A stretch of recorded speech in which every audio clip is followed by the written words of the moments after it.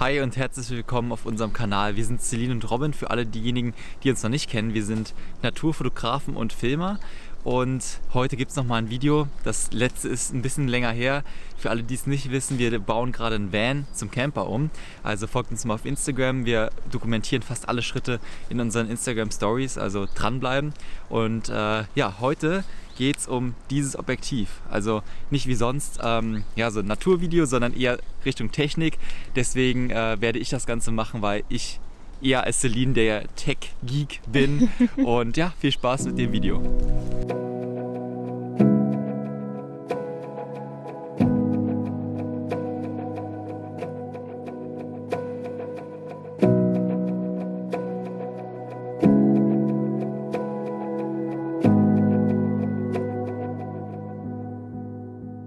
Ja, wir sprechen heute über das 200 bis 600 mm von Sony, hat eine 5,6 bis 6,3 Blende und ist eben ein super schönes Zoom-Teleobjektiv, was perfekt geeignet ist für Wildlife-Aufnahmen. Wir haben auch schon einige Fragen bekommen von unseren lieben Followern, zum Beispiel dem André. André My Nature ist da die Instagram-Seite, der hat uns ganz viele Fragen geschickt zu dem Objektiv und wir versuchen einige davon heute zu beantworten. Und haben das Video erstmal in 2 Teile gegliedert. Wir werden beginnen mit generellen Tipps zum Fotografieren mit dem 200 bis 600 mm Objektiv und auch allgemein mit großen Teleobjektiven. Und zum Schluss werden wir dann unsere Meinung zu diesem Objektiv geben.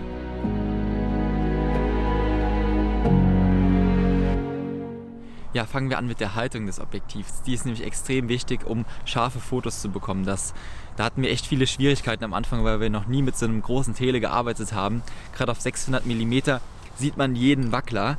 Und natürlich gibt es da viele Techniken. Wir haben uns vorher auch ein paar YouTube-Videos und ein paar Testberichte durchgelesen, mal ein bisschen ausprobiert, was für uns am besten funktioniert.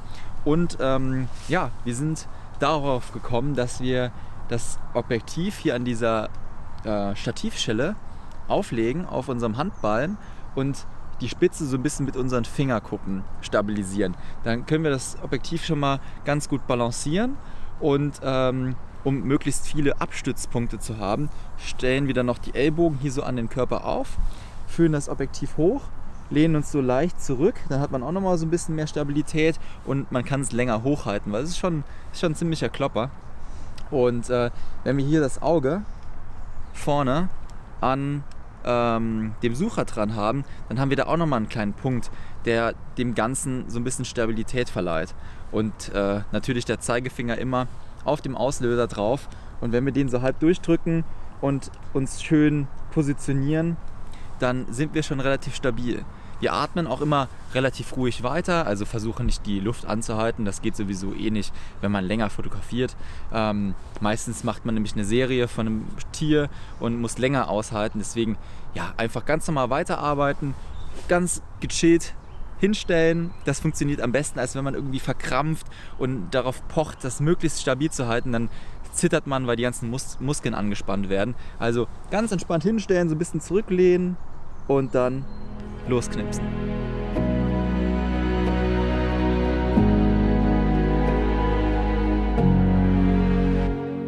Unserer Erfahrung nach fotografiert man meistens auf 600 mm, gerade wenn man jetzt irgendwie Vögel fotografiert, die sind sehr klein, man kommt nicht allzu nah ran. Also meistens, wir haben glaube ich 90 oder 99% der Bilder machen wir hiermit auf 600 mm. Man hat dadurch eine Blende 6.3, also die ist relativ geschlossen und dadurch, dass man eine möglichst kurze Verschlusszeit auch haben möchte, eigentlich, um stabil halten zu können, dass es nicht verwackelt wird, unscharf wird, fotografiert man eigentlich laut der Regel auf einem 1/600stel Verschlusszeit. Und dann ist der ISO meistens auch schon bei Tageslicht oder im Wald auch noch sehr, sehr, sehr hoch und man fotografiert teilweise auf 12.800 ISO und dann sind die Bilder total verrauscht. Das möchte man nicht, deswegen ist es gut, dass man diese Positionierung in der Hand auch mal übt und dann vielleicht mal ein Bild auf 1/500stel macht. Das machen wir. Da hat man schon mal ein scharfes Bild zur Sicherheit und dann gehen wir schrittweise runter auf ein 300stel Verschlusszeit, ein 100stel Verschlusszeit. Aus der Hand klappt es auch manchmal, dass man bei einem 60stel Sekunde noch ein scharfes Foto hinkriegt. Also einfach sehr in Bildmodus rein und dann möglichst still halten. Was auch helfen kann, natürliche Stative benutzen. Also einfach zum Beispiel hier so einen Baumstumpf nehmen, also so eine Astgabel, und das Objektiv hier einklemmen. Und dann kann man mit Sicherheit auf einem 20. Sekunde fotografieren und braucht kein externes Stativ. Was auch geht, wir haben meistens ja unseren Fotorucksack dabei. Und wenn wir uns auf die Lauer legen, ist jetzt recht nass. Normalerweise würden wir uns jetzt hier hinlegen auf den Bauch, aber ich mache es mal so vor. Heißt, wir können den Fotorucksack einfach als Stativ benutzen, nutzen hier zum Beispiel das Klappdisplay und können hier super schön stabile Fotos machen.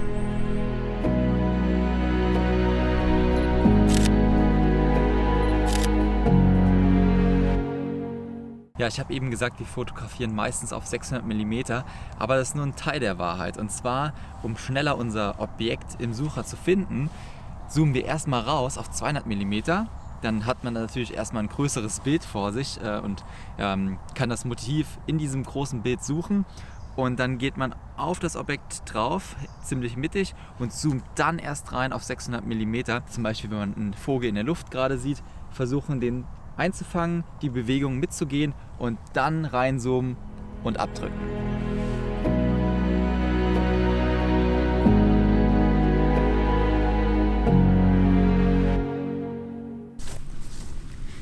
Ja, ein Tipp für schärfere Fotos ergibt sich, wenn wir den Fokusmodus in der Kamera einstellen. Und zwar fotografieren wir meistens mit dem Spot-Autofokus. Und zwar können wir das hier einstellen, indem wir auf das Fokusfeld gehen und gehen dann hier auf Flexible Spot und können dann hier zur Seite durchdrücken auf S. Also damit der Fokuspunkt ganz, ganz klein ist.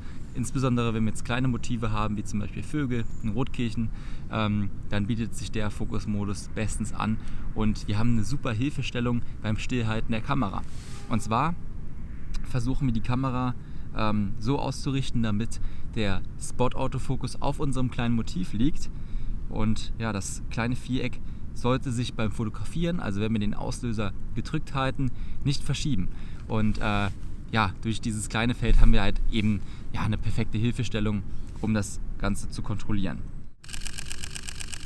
Mit dem Burst-Modus, also in der Sony heißt das HI+-Modus, haben wir ganz viele Bilder gemacht und dann werden bestimmt 1 oder 2 scharf sein, auch bei geringen Verschlusszeiten mit so 1/60 Verschlusszeit.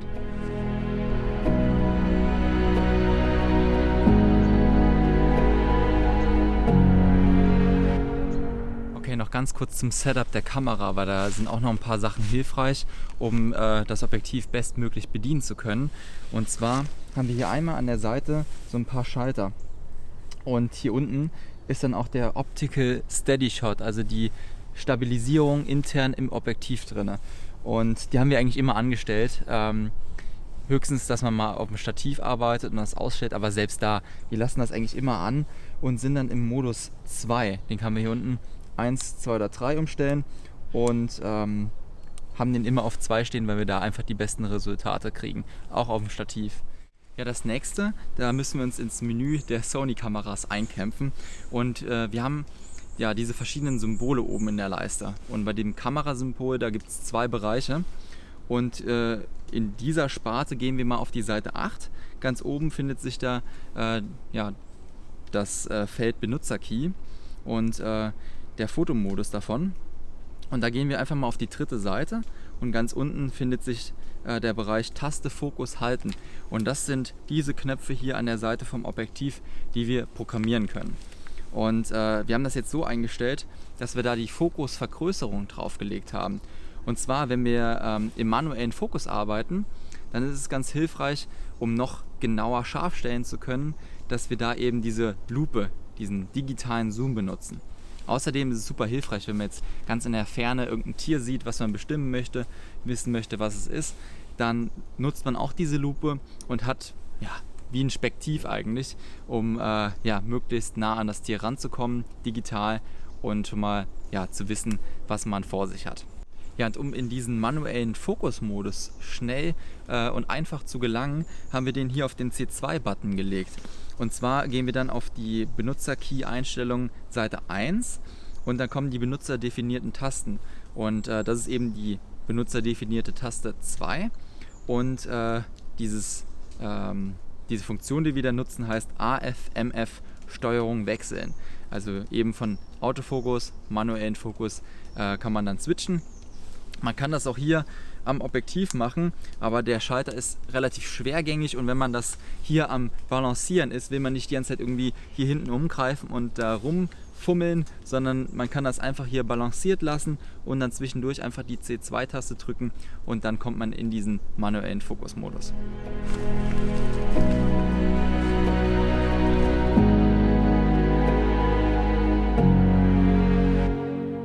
Ja, ganz kurz zum Handling, weil das Setup ist natürlich relativ frontlastig. Wir haben hier an der Kamera so einen L-Mount drauf. Ich weiß gar nicht, von welcher Firma das ist. Steht das drauf? Ah ja, SmallRig. Relativ bekannte Firma dafür, soll keine Werbung sein. Aber ich habe zwar kleine Hände, aber dadurch, dass es hier nochmal so ein bisschen griffiger ist, ein bisschen größer ist, fühlt das sich mehr nach einem richtigen Setup an, weil wenn man das L-Bracket nicht dran hat, dann ist es noch frontlastiger und so hat man ein bisschen besseren Griff. Also das ist schon mal ganz gut. Und wenn wir das Objektiv nicht benutzen, dann fassen wir es hier eigentlich an dieser Stativschelle an und können das hier schön herumtragen. Und das ist sehr gut ausbalanciert und geht wirklich total easy. Ja, wir fotografieren eigentlich meistens freihand. Wenn wir dann aber doch mal ein Stativ benutzen, dann lösen wir hier den Regler und stellen das schräg in diese kleine Kuhle rein. Und dann haben wir eigentlich fast so ein Gimbal, das wir so hin und her bewegen können. Und dann können wir das wieder aufstellen, fixieren und einfach so über die Schulter legen. Also kurz hier die Beine einklappen, über die Schulter legen und dann eigentlich weiterziehen zur nächsten Location.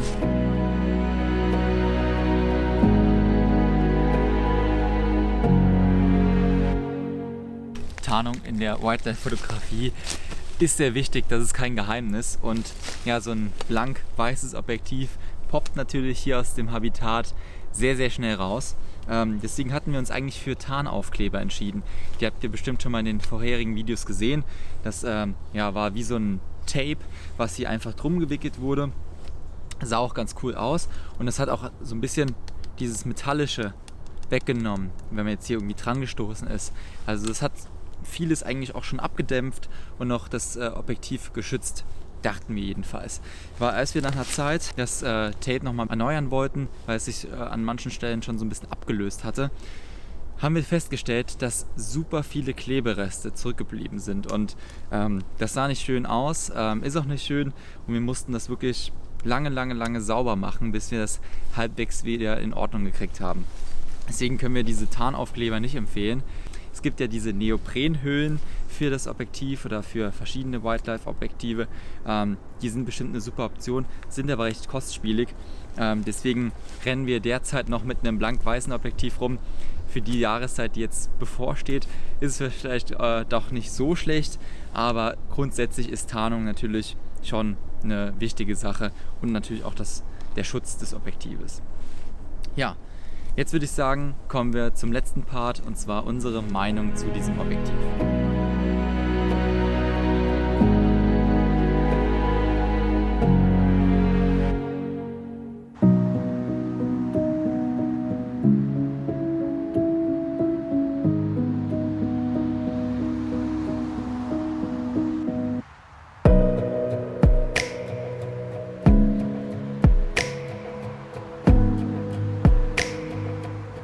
Celine hat natürlich nicht so eine extrem starke Meinung, weil sie meistens ihr geliebtes 70 bis 200 mm benutzt und ich habe dann meistens dieses schwere Objektiv drauf und da haben wir eigentlich alles schön abgedeckt, was super praktisch ist. Ja, es ist ein sehr flexibles Objektiv durch diesen Zoom-Bereich von 200 bis 600 mm. Das gefällt uns sehr gut. Also auch wenn man jetzt mal auf 200 mm fotografieren muss, weil das Tier so nah rankommt, dann ist das natürlich eine tolle Sache. Und auch gerade diese Funktion, wie ich eben erklärt habe, dieses Rauszoomen zum Anfokussieren und dann erst reinzoomen, das klappt sehr gut. Vor allem, wenn man dazu sagen muss, das Objektiv fährt nicht aus oder ein. Also bleibt die ganze Zeit fest. Dadurch ist es auch noch ein bisschen wetterfester, was uns sehr gut gefällt. Also es macht einen sehr, sehr robusten, hochqualitativen Eindruck. Ich finde es auch für das, was es kann, nicht zu schwer und zu sperrig, weil wenn man sich jetzt mal so eine Festbrennweite von den Sony-Objektiven anschaut, also zum Beispiel ein 600 mm f4, eine Festbrennweite, da hat man nicht diese Flexibilität und hat ein deutlich schwereres und größeres Setup. Also dafür sind wir echt happy und preislich ist das wirklich eine feine Sache. Zur Bildqualität kann man sagen, wenn man es schafft, mit einem niedrigen ISO zu fotografieren, dann ist es wirklich ein wahnsinnig tolles Objektiv. Also gerade wenn man ein scharfes Foto bei schönem Licht hinbekommt, dann hat man da so viele Details in den Fotos, auch bei 24 Megapixel bei einer Sony A7 III, die wir hier benutzen. Das macht wirklich Laune und was uns eben so gut an diesem Objektiv gefällt, ist nicht irgendwie die Verarbeitung primär oder dass wir ein dickes Objektiv vorne drauf geschnallt haben, sondern einfach, dass wir Dinge sehen, die wir mit dem bloßen Auge nicht sehen würden. Also dass wir Momente einfangen können, Tiere beobachten können mit diesem Objektiv und das ist genau das, was wir eigentlich wollen, nämlich uns verbunden zu fühlen mit der Natur und dieses Objektiv führt dazu und wir haben wirklich sehr, sehr viel Freude, wenn wir damit unterwegs sind und ja, wir haben es auf jeden Fall schon ganz doll lieb. In Zukunft wird es bestimmt jetzt nochmal ein paar Wildlife-Stories geben, wo wir das Objektiv ausführen.